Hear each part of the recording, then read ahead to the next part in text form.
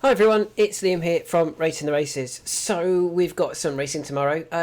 Bit of a little bit of a disappointing day tomorrow in terms of the quality of the races. I think it's really lacking something, considering some weekends we get 4, 5, 6 races all over the place that are really strong competitive races, or even top class races. Tomorrow looks a little bit low on that side of things, I feel, but I've been through all the cards and I've actually found selections at quite a few different race courses. I've got selections at Beverly, Sandown, Chester, Newton Abbot and the Curragh tomorrow. So I know I've previously helped somebody get a place spot up by going through one of the cards mainly, not actually picking the winners in everyone, but getting horses that ran really well. Unfortunately tomorrow that's not what I'm going to be helping you with, because my selections are all over the place.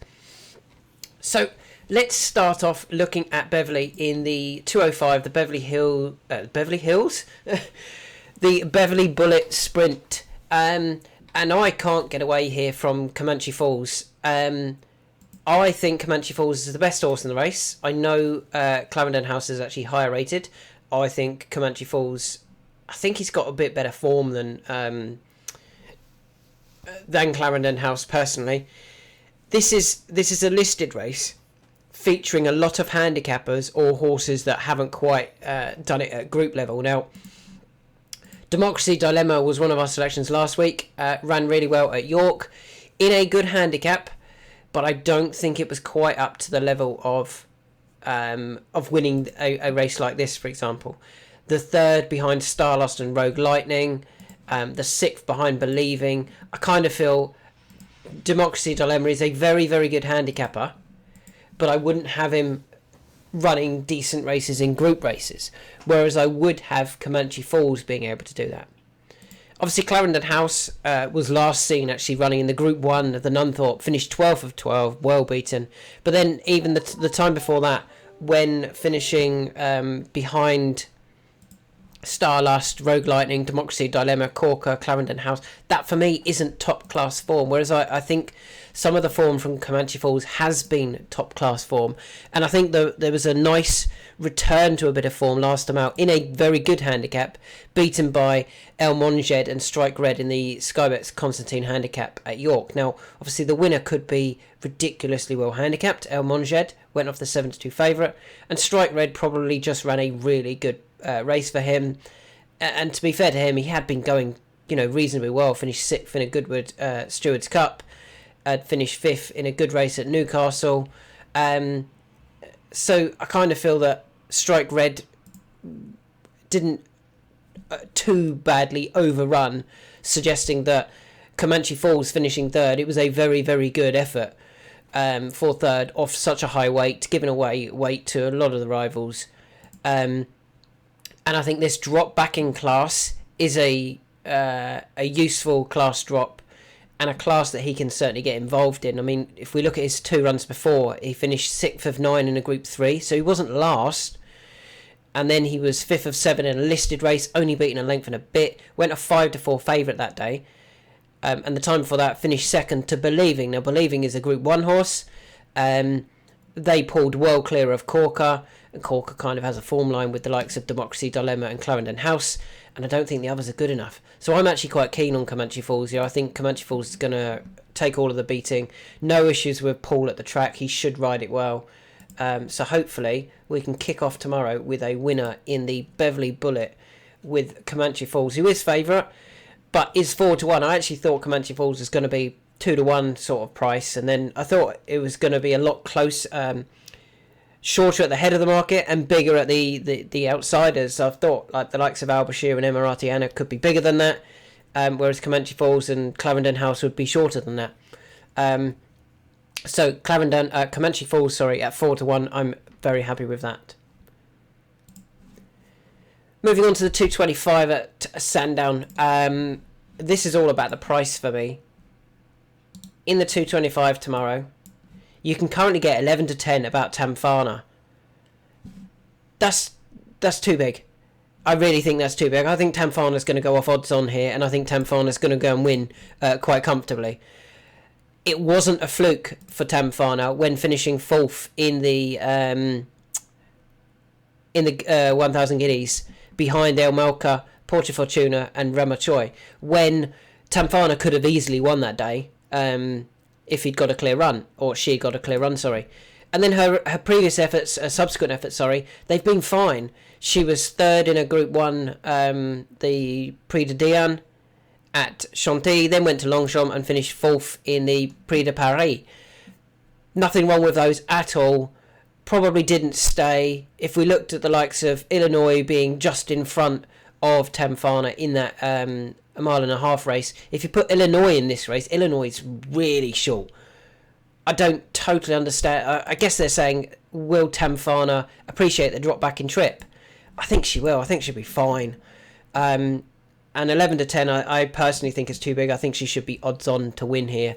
And it's an interesting way of getting her back to winning ways, I guess. And then maybe looking at the end of the season, going back up in trip again and targeting a Group 1 again. You know, this is to get a bit of confidence, I think, into Tamfana. So Tamfana at 11 to 10 is definitely one I want to be on here. Off we go to Chester, and I made a tweet about this earlier on in the week. This could well be one of my horses for the NAP competition. I don't know who they're going to be just yet for the NAP competition. I would have to have a little look tomorrow as well. But this is definitely one of my selections for tomorrow, and that is Revich, who I will tell you is actually bottom of our ratings. Because look at the form. 0, 0, 0, 0, 0. It looks rubbish. And to be fair, it is rubbish. Last 5 runs have been very, very disappointing. But because of that, the horse has dropped on the turf from 98 to 97 to 95 to 93 down to 91 now. Now, Revich ran in this race last year off 95 and was third, only beaten 2 lengths. And had also won over course and distance in May of 2023 of 92, so a pound higher mark, when comfortably beating Witch Hunter. Now, obviously, Witch Hunter has massively progressed since then. Just going to have a look. When it was being beaten, it got beat off 103. Witch Hunter's since won a Buckingham Palace Stakes, has won a Hungerford Stakes at Newbury. This season keeps running well. Recently finished second, beating a nose in the Hungerford Stakes. Had finished fourth at Ascot in the Group 1 Queen Anne Stakes. That bit of form there from Revich is really, really impressive. And I think the key there was they dropped Revich out. And I really hope they do that tomorrow, because Revich isn't ideally drawn in 9. Because he's drawn in 9, I hope Oshinor drops him out, waits out the back, and then finishes strongly. If he does, I think he's going to go very, very close here. And he's only 9 to 1 now. He's a bit bigger earlier on in the week. But he's definitely the one for me here, Revich. I like Yennefer. Yennefer is definitely a danger. But I feel Yennefer doesn't have as much progression. There's not a lot left in Yennefer. Whereas I think Revich could certainly go back up in the handicap, back up to its previous marks of the 95s, 96s, 98 sort of thing. Winning here. And then potentially even going on to Air. It may even be a selection if he runs Air next time out in the same race that he won last year off 95. If he does get beat tomorrow, which I hope he doesn't, I think he'll go really close tomorrow at Chester. But if he doesn't and ends up at Air, I'll probably be backing him at Air as well. So that is Revich. Let's have a look. As I said, he's currently available at 9 to 1. Moving on to the 3 o'clock at Sandown. The Sky Bet for the fans handicap. Now, I did find a horse for this race, didn't I, in my analysis, and unfortunately it's not been declared. It wasn't even entered, which is always disappointing. So who do I fancy to win this race off the back of that? It's Balmakara. I think that last time out effort was a very, very good effort. With the hood on for the first time, beaten by Persica. Now, Persica had previously been a selection of ours, I think at Newbury, when finishing 4th in the London Gold Cup. Ran a really good race. That form is really strong. Persica then went to Epsom and won, has since come to Sandown and won, and then last time out finished 3rd behind My Prospero and Certain Lad, horses that are rated higher in a Group 3 race. And Persica ran another very good race. when Persica was beating Balmacara, Persica was only rated 100. Balmacara was rated 94. Balmacara's up 6. Persica's up 10. Persica's probably going to go up again for the effort behind My Prospero and Certain Lad. I think Balmacara back against 3-year-olds, or the biggest danger being a few 3-year-old in involvement. I really like Balmacara. I think there is still lots more to come, and I thought that effort behind Persica is the best bit of form on show, and I've no reasons to suggest that he's not going to run another very big race now, sticking to this trip of a mile and 2. Probably needed that last time. They'd been running over 7, hadn't quite been working out, or didn't work out at Epsom in a listed race, then went up to a mile and 2 and probably bumped into a very useful 3-year-old in Persica. So Balmacara is my selection here, and I'm quite happy with this, in the fact that involvement is the horse being backed. I think Balmacara will swap that around tomorrow. Balmacara will go back to being favourite tomorrow. Currently available now at 5-2 for Balmacara. Moving on to Beverly. Don't often look at Beverly, but there's a horse here that I think will take all of the beating, and that is Glory Hyde. Forecast to be favourite, but I think the right forecast favourite. And the reason for this is it's all about the ground for me. If we actually look at the horse's good to firm and good ground form, it's very good. I think the horse is in a real good vein of form. This season has finished 6th on the all-weather. Ignore that run. 2nd on good to firm. Good effort. 4th on soft. Ignore that run. 1 at Thirsk on good to soft. Fine. 2nd on good to firm.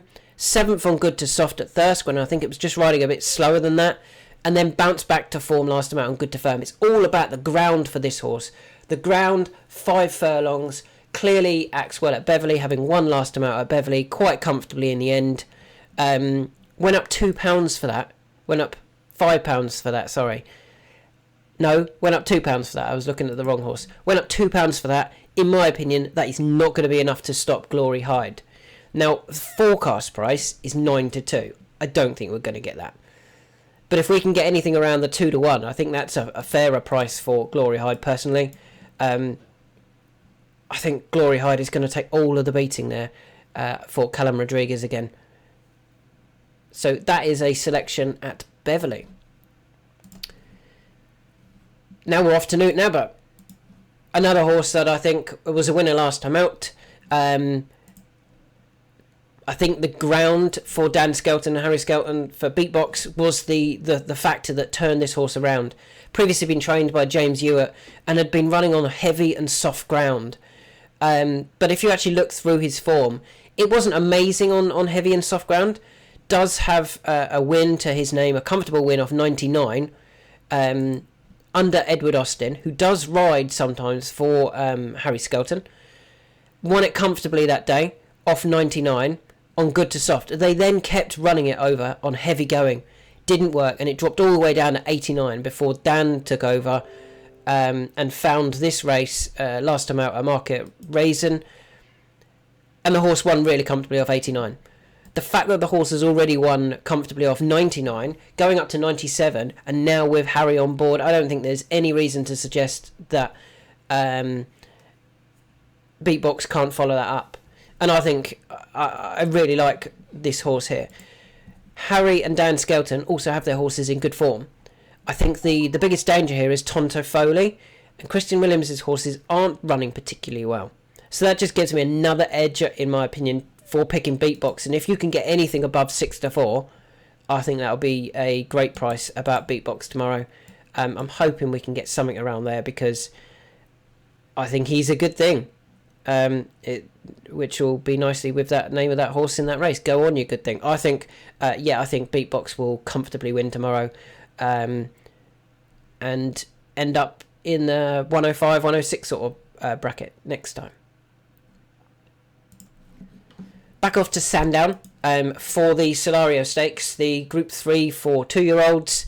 The horse I like here, unfortunately, is the favourite, but I think it's the right favourite. That is Field of Gold for the Gosdens. Now, Interestingly, John and Thady Gosden had a runner in this a couple of years ago, 3 years ago now. It was the only one they've actually had in this race in those few years. It was Reach for the Moon for the Queen, the then Queen, obviously, in the royal colours, and the horse won. And I think they've gone, yeah, we've got one that can go and win this. I thought Field of Gold's effort last time out at Newmarket was a very good effort. I thought the debut effort behind New Century and Consolidation was a good effort, to be fair. New Century had come into that race off the back of a win and has since won a listed race. I don't think there was anything wrong with that as a debut effort. Only one off 11 to 4, suggesting they fancied Field of Gold. Things didn't really go well that day either, and they went to Newmarket, as I said, and won very comfortably, beating Stars in Their Eyes for Rafe Beckett and Mount Kilimanjaro for Aidan O'Brien. I think the step up in triple suit in time, but at the moment the 7 furlongs will be absolutely fine. They didn't step up from Doncaster to Newmarket. The 7 furlongs is absolutely fine, and I think my only concern here, unfortunately, is Kieran Schumacher. I think Field of Gold will prove to be the best horse in this race. It's all about if Kieran gets it right, and he did last time out on this horse, so he should know what to do in terms of how to ride Field of Gold. Currently available at 13 to 8.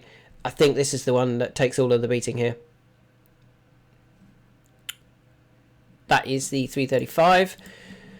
We then move on to the 435 at the Curragh, the big Cambridgeshire, and I like 2 in this race. Let's see if we've got the odds or whether I've got to load up another page for it. 435 and 535. Let's see if they're still allowing me. Oh, they're not. What a surprise. Let's just pause my video whilst I load up a different screen. Okay, so I've loaded that up. I'll show you that in a second. So the 2 I like here are Blues Emperor and State Actor. Now, State Actor is currently the favourite at, what can we get, 7 to 1 about State Actor, ignoring the outlier 15 to 2. And I think his effort 2 runs ago was a very, very good performance over this course and distance, beating Kehana in a feature handicap, a Premier handicap, won it quite comfortably off 85. Did then go up to 94, and the handicap has since dropped it back to 91, which I thought was very strange, especially on the back of, actually, last time out things didn't quite go to plan, didn't get the clearest of runs, then got stuck on the rail, when pulled out under Colin Keane, he then asked for a bit of an effort, and the horse started to really close back down the front 3 that had just got away by that point. Went off 9 to 4 favourite that day for a similar race. Over course and distance, I think it should be near, closer to that price again tomorrow. You can't go off 9 to 4 for a feature handicap and then turn up a few weeks later, a few months later, similar type of race and being significantly bigger, 7 to 1. I think State Actor is going to run a really big race here for Colin Keane, and Mr. Farrell just needs to get a clear run. Not ideally drawn, but doesn't need to be right up there with the pace, can sit behind and track through. The second horse that I like in this race is Blues Emperor, and I've got a feeling that maybe Johnny Murtagh was a little bit gutted last year, because they ran in this race last year. They finished second, and I say it was because Wesley Joyce also rode. Went off 13 to 2 that day, off a mark of 96. Tomorrow is currently available at 16 to 1, so more than double the price, off a mark of 91, so a £5 lower mark. Wesley doesn't take the 7, he takes 5 off this time. So if we say he's off a £3 lower mark and he's significantly bigger price, and he just got collared on the line that day by Curragh. Curragh's still running off a £3 higher mark and is a shorter price. Blues Emperor is a bigger price and better off at the handicap. The third horse last year was Crystal Black, who's obviously done really well this season. I don't see any reason why they don't go really close here.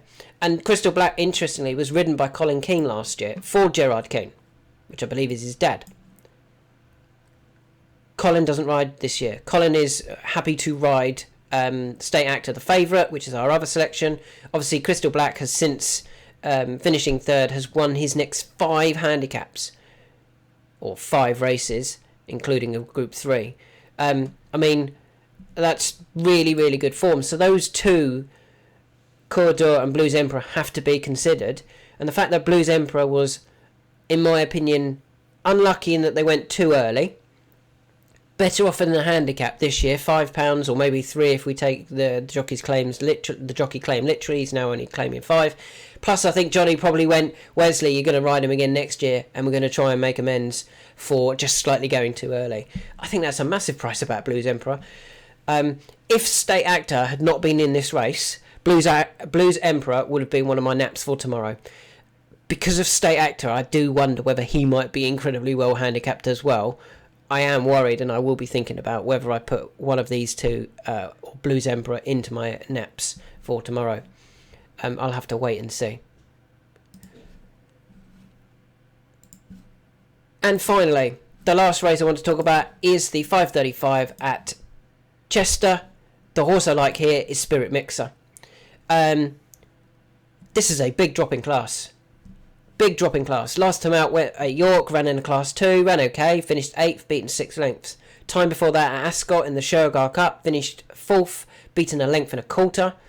5th at Goodwood the time before that, not beaten that far, 6 and a bit lengths, was there until right near the finish. The last time it ran in a class 3, it was 3rd at Goodwood behind Tenerife Sunshine and Vino Victrix. I don't think that's a proper class 3. I think it's a class 2 race, just... it's class 2 horses running in class 3. Vino Victrix could well go back for the Cesarewitch this year. The last time it ran in a class 4 was at Chelmsford, and the horse won by 6 lengths. Won over a mile and just over a mile and 5. It won by 6 lengths that day. Went off 100 to 30 off a mark of 81. Well, runs off 84. If he'd run off 84 in that class 4, would have comfortably won that anyway. This is a significant drop in class. And then you go, yeah, but it's Chester. Spirit Mixer's won at Chester. Won at Chester off 90. Runs off 84. Has finished 4th off 97. Tried running in a Chester Cup this year. Beaten by Zoffy. Beaten 10 lengths off 94. Runs off 84. If Rob Hornby gets this horse out and they just sit just behind the front, maybe 1 or 2, I honestly think Spirit Mix is going to win this quite comfortably. And this one could well be one of my naps as well. Do we have prices for this race yet? We don't. Forecast price is a whopping 9 to 1. I'd make it favourite. Spirit Mixer should definitely be favourite for me in this race. Anything above 4 to 1, I'll be very, very happy about Spirit Mixer. This is a huge drop in class. The horse has won here off higher marks and has run well in better races than this season. I think one of the dangers would have been Dreams a Dozen, but I'm not totally sure Dreams a Dozen stays this full 2-mile trip. So I'm more than happy to go with Spirit Mixer in the final race at Chester, the 5:35. And if we can get anything around the 4 to 1 mark, I'll be very happy with that. So a quick recap. The 205 at Beverley, I like Comanche Falls. I think it's the best horse in the race. I think the others are handicappers, and I was slightly surprised at the price. I thought he should be a bit shorter than 4 to 1. Tamfana is the best filly. She's a Group 1 filly. She's done nothing wrong in her 3 starts. Guineas and the 2 runs in France. Yes, the drop back in trip might not be ideal, but I still think she'll have plenty of she'll have too much ability here and be way too good for these rivals. She's currently available at 11 to 10. I imagine she goes off odds on. 240 at Chester. Revich, he's well handicapped. Just needs to... I want to see Ashinor drop him out the back and come with a late run down the middle of the track, swinging wide, coming down the middle of the track. And I think he'll go well. Balmakara, I think that the best bit of form last time out was behind Persica, and a reproduction of that run over the same course and distance, and Balmakara will run a huge race, and I actually think they'll swap in favourites, go back to the original order tomorrow. Balmakara going favourite. At Beverley, Glory Hyde for Callum Rodriguez. I think she was very, very good last time. On this ground, that's the key to her. And she's just she's progressing and in form. And at this time of year, and particularly in these types of class races, you just want something that can run well and is in good form.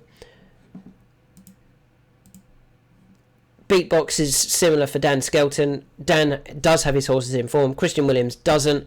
Beatbox was a very easy winner on similar ground last time, having been running on good, heavy and soft for James Ewart for so long that the horse had dropped so far in the handicap that even after winning, it's still lower than a winning mark that it had off 99. It's currently running off 97.